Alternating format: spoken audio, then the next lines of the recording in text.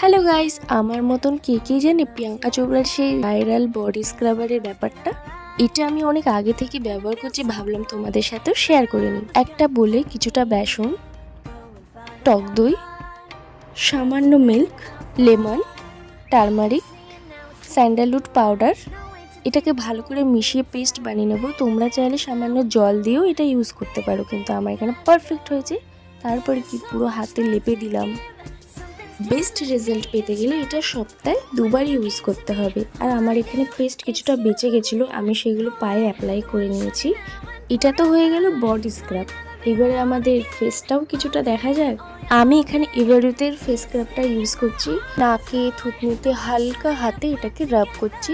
পর bio অর্গানিকের orange পিলক face প্যাকটা গোলাপ জলের সাথে ইউজ করছি।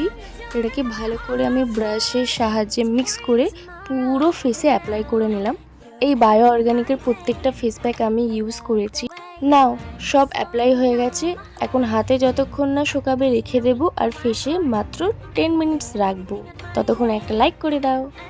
ফেস প্যাকটা দেখো পুরো শুকিয়ে গেছে, কিন্তু আমরা ডাইরেক্ট জল ইউজ করব না, এটা আমরা হালকা করে রাব করব যাতে ডেড স্কিনটা রিমুভ হয়ে যায়।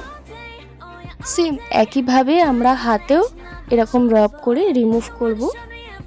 তারপর যখন সব রিমুভ হয়ে যাবে, আমরা জল দিয়ে ভালো করে ক্লিন করে নেব। একদিনে রেজাল্ট কিছুতেই বোঝা যাবে না, সপ্তাহে 2বার মিনিমাম করতেই হবে। লাস্টে আমি ফেসে টোনার অ্যাপ্লাই করছি,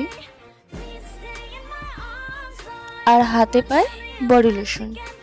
এই ছিল আমার উইকলি স্কিন কেয়ার রুটিন ফেসে আর বডিতে। তোমাদের যদি আমার ভিডিও ভালো লেগে থাকে, লাইক কমেন্ট শেয়ার অবশ্যই করে দিও। আর দেখা হবে নেক্সট ভিডিওতে।